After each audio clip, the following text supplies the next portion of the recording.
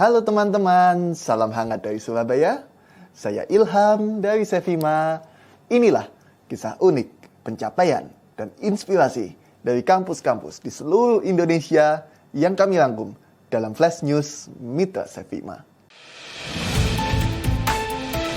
Hadir bersama kita yakni Bapak Malik Ibrahim SE. Beliau merupakan Sekretaris Rektor dari STIPI Makfiroh dan sekaligus penanggung jawab pendaftaran. Nah, kali ini kita akan membahas terkait dengan penerimaan mahasiswa baru di STIPI Makfiroh. Pak Malik, boleh dijelaskan terkait dengan strategi yang dimiliki oleh STIPI Makfiroh dalam menjaring mahasiswa baru, Pak? Oke, mungkin sedikit saya jelaskan ya Mbak tentang strateginya. Untuk strategi ini kan menyesuaikan juga dengan tujuan STIPI Makfiroh itu sendiri, Mbak. Jadi memang STIPI Makfiroh ini adalah sekolah kaderisasi, Mbak, untuk mengkader guru-guru bangsa ke depannya. Berangkat dari situ, maka kita ingin mencari anak-anak atau para pemuda yang siap ke depannya untuk bersama kami berkomitmen mencerdaskan kehidupan bangsa gitu, Mbak. Itu target pertamanya. Dari situ maka kita di STIPI Makfiroh ini memberikan beasiswa kepada para pemuda atau calon mahasiswa yang berniat dan punya komitmen ingin bersama kami untuk mencerdaskan kehidupan bangsa, sehingga nanti ke depannya akan terbentuk sebuah lembaga pendidikan yang mana memang guru-gurunya itu kita bentuk sendiri dan outputnya bisa kita sesuaikan dengan tujuan yang kita mau. Itu salah satu strateginya, Mbak. Jadi dari sini strategi yang paling utamanya adalah dengan mekanisme beasiswa ya Mbak ya. Jadi barang siapa yang mau berkomitmen dengan kami maka akan kami berikan beasiswa full mulai dari belajar dari belajarnya, terus juga dari tempat tinggalnya, terus juga nanti dari buku-bukunya semuanya akan kita backup full 100% beasiswa. Dan kuotanya itu setiap tahun adalah 250 orang, Mbak. Ini strategi untuk penerimaan mahasiswa. Dengan strategi ini, Mbak, alhamdulillah kita bisa tahun kemarin itu yang mendaftar sekitar sampai di angka 7 ribuan, Mbak, yang mendaftar. Tapi untuk yang mendaftar sampai membayar kan ada uang pembayaran pendaftaran di awal ya, Mbak. Itu sebesar 200.000 sampai membayar itu sampai mengikuti ujian itu sekitar 1.000 orang, Mbak. Nah, di tahun pertama itu sampai angka 8.000 yang daftar dan yang membayar itu sekitar 2.000 orang. Nah, kenapa terus yang diterima memang hanya sedikit 250 orang? Ya, kenapa seperti ini? Kenapa antara yang mendaftar dan yang diterima itu sangat sedikit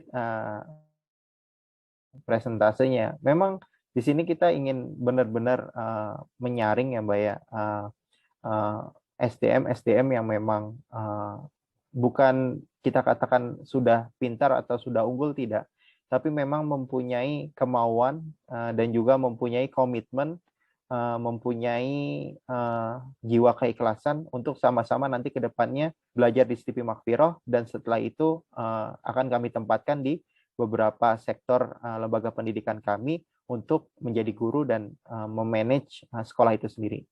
Jadi memang di sini kan kita sistemnya itu sistem asrama ya Mbak ya, dan memang kita punya beberapa tujuan, yaitu ingin menciptakan SDM yang punya kecintaan kepada bangsa, kepada agamanya, dan juga mempunyai karakter yang baik dan sebagainya. Dari situ kita punya cara sendiri untuk sampai kepada titik itu. Nah, dari situ makanya kita mencoba untuk menciptakan SDM itu sendiri untuk menjadi guru, sehingga gurunya itu sesuai dengan nilai-nilai kita, akhirnya nanti guru tersebut mengajarkan kepada murid-muridnya. Yang dipermasalahkan sekarang kan mungkin banyak sekolah gurunya itu kan dari latar belakang yang berbeda-beda ya Mbak. Ada yang dari latar belakang A, B, C dan sebagainya masuk di dalam satu sekolah, akhirnya itu tidak sama perspektifnya. Akhirnya juga anak-anak juga tidak fokus tuh kepada nilai-nilai yang ingin dicapai oleh sekolah itu gitu. Ya makanya dari sini dari latar belakang ini kita membuat Stipi Makfiro. Setelah itu kita juga alhamdulillah sekarang udah punya MTS MA dan sudah ada beberapa guru-guru lulusan Stipi yang kita tugaskan untuk mengajar di sana. Untuk mekanisme strateginya adalah dengan cara beasiswa itu Mbak, memang untuk menjaring. Dan setelah itu kenapa bisa banyak ya, kita untuk sosialisasinya pakai ads ya Mbak ya, kita pakai iklan di Instagram dan juga di Facebook. Memang kita targeting dan juga kita pakai semuanya, mekanismenya adalah online dan sifatnya adalah digital. Jadi semua pendaftaran bersifat digital, online, bisa diakses oleh semua orang menggunakan HP seperti itu, dan pembayarannya juga via digital juga, langsung terverifikasi dan sebagainya. Itu adalah salah satu strategi yang mungkin kita dari Stipi Makfiro lakukan untuk merekrut anak-anak mahasiswa maupun mahasiswi baru seperti itu, Mbak.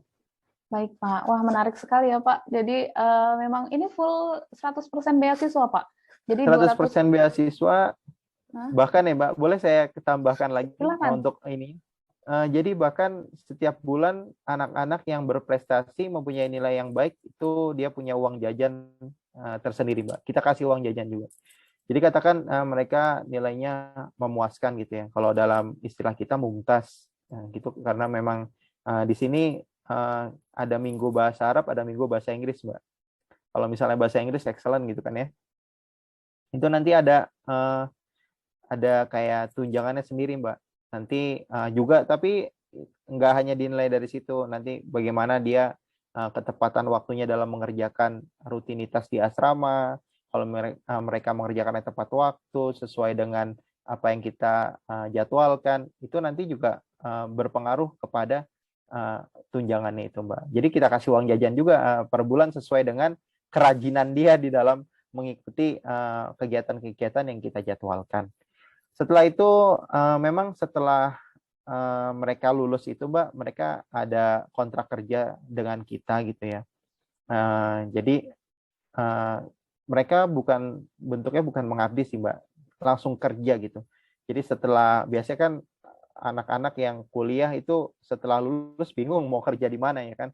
Nah ini di Stipi Makfiro setelah lulus langsung kita sediakan tempat kerjanya, yaitu menjadi guru di sekolah-sekolah memang yang langsung kita bina sendiri.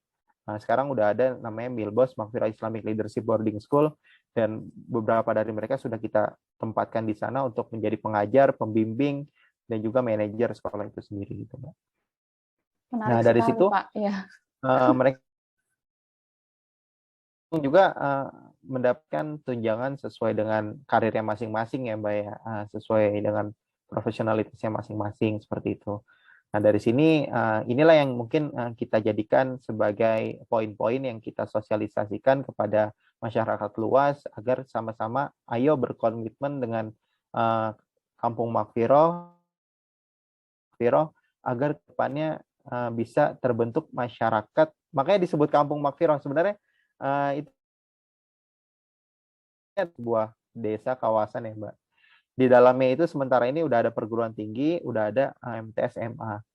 Nah, nanti ke depannya ini kan memang ada guru-guru yang lulusan dari Stipi ini akan mengajar kan, Mbak. Ada kontrak, ada juga sambil menikah kita sediakan rumah juga, Mbak, buat mereka untuk keluarganya. Seandainya dalam kontrak kerja itu mereka sudah menikah berkeluarga.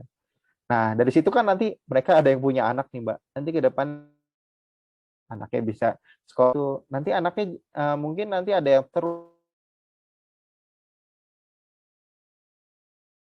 mungkin sampai beberapa 20 tahun, 30 tahun, atau mungkin mereka menghabiskan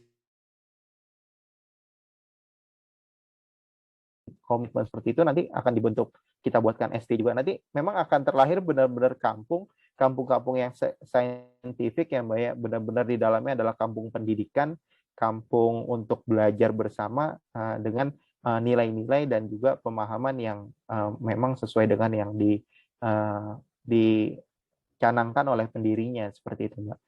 Itu salah satu ininya juga Mbak. Jadi insya Allah kalau udah masuk ke dalam Stipi Makfiro, dia benar-benar ikhlas tulus mengajar dan sebagainya, ke depannya masalah rumah, masalah ini dan sebagainya udah kita insya Allah kita jamin gitu Mbak. Masya Allah, Ya itu menarik sekali memang sedikit ya Pak. Iya, poin-poin juga Mbak. menarik banget ini untuk dibahas ya. Nah Pak, itu dari 250 mahasiswa yang beasiswa, apakah ada yang membuka untuk jalur yang biasa juga Pak? Atau memang hanya Ada Mbak, 200? Oh ada. Seperti apa Pak? ada Mungkin bisa juga yang dijelaskan. biasa. Mungkin dari 200 itu biasanya, tapi nggak banyak sih Mbak yang ngambil jalur biasa. Biasanya hanya 10 orang, 15 orang atau di bawah 10 bahkan. Itu ada juga yang ngambil jalur biasa karena memang mereka setelah lulus punya target lain. Jadi targetnya nggak di sini gitu. Mereka ingin mengajar di tempat lain, nggak di tempat kita. Itu ada juga Mbak. Tapi memang nggak sebanyak yang beasiswa gitu Mbak. Karena memang ini kampus ini baru Mbak. Jadi kampus Stipi Makfiro ini memang sebelumnya ini adalah Mahat Ali ya Mbak, pesantren tinggi. Ini dari tahun 2016, terus dapat izin untuk beralih ke perguruan tinggi itu baru tahun 2020 akhir Mbak. Jadi umur kita ini baru 2 tahun kalau secara formal.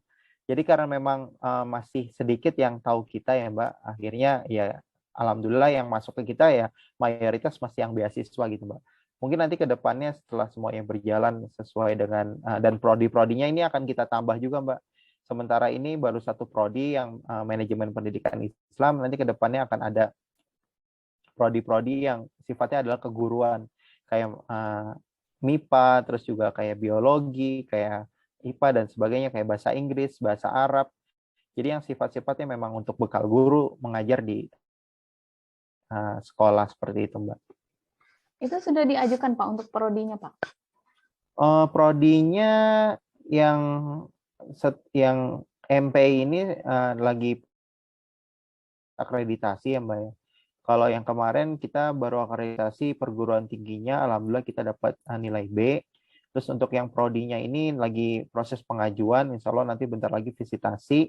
Kalau yang 5 prodi setelahnya ini, setelah visitasi yang prodi MPI ini kita akan langsung bergerak untuk membuka yang 5 prodi selanjutnya ini Mbak. Jadi target Ustadz Hatta adalah pimpinan Kampung Makfiro sekaligus pimpinan dari Stipi Makfiro. Beliau berniat untuk membuka 5 prodi yang lekat dengan keguruan Mbak. Yang kayak tadi saya sebutkan contoh-contohnya. Seperti itu Mbak. Baik Pak, tadi kan Bapak bilang juga semuanya sudah digital nih Pak ya. Memang Ya. digitalisasi itu memang sudah sebuah keniscayaan kan untuk saat ini. Nah, apa saja yang sudah dilakukan Pak untuk digitalisasi itu Pak? Oke, untuk digitalisasi sementara ini mungkin yang sudah berjalan adalah di dalam sistem pendaftaran Mbak. Karena memang kita ingin rekrutmen seluruh orang yang ada, seluruh pemuda-pemuda yang mempunyai bakat dan juga mempunyai komitmen di seluruh Indonesia Mbak. Nggak terbatas hanya di Bogor aja atau Jawa Barat aja, maka kita menggunakan mekanisme digital gitu. Ya kita pakai website ya Mbak ya. Dari website itu udah bisa di sana mendaftar, menulis data, mengumpulkan berkas-berkas dan sebagainya, sampai melakukan pembayaran sudah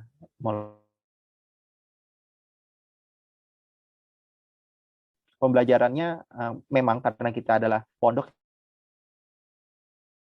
tinggal di pondok, semua ada di pondok, sementara ini pembelajaran kita masih offline ya Mbak ya. Nah, jadi kita juga belum menggunakan kampus Merdeka atau ada mahasiswa lain datang ke sini dan sebagainya, itu belum karena kita masih lingkupnya adalah internal aja gitu. Nanti mungkin ke depannya akan diprogramkan gitu.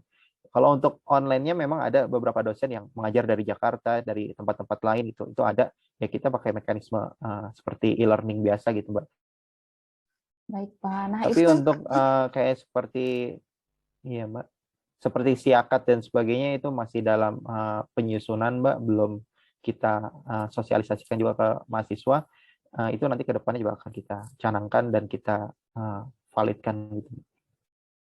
Berarti kalau untuk sistem akademiknya itu sendiri mengembangkan sendiri gitu ya, Pak? Iya, Mbak, mengembangkan sendiri. Baik-baik. Nah, mungkin itu saja, Pak, untuk terkait dengan wawancara kita kali ini. Terima kasih banyak atas kesempatan dan waktunya, Pak. Iya, Mbak, sama-sama, Mbak. Iya, Mbak.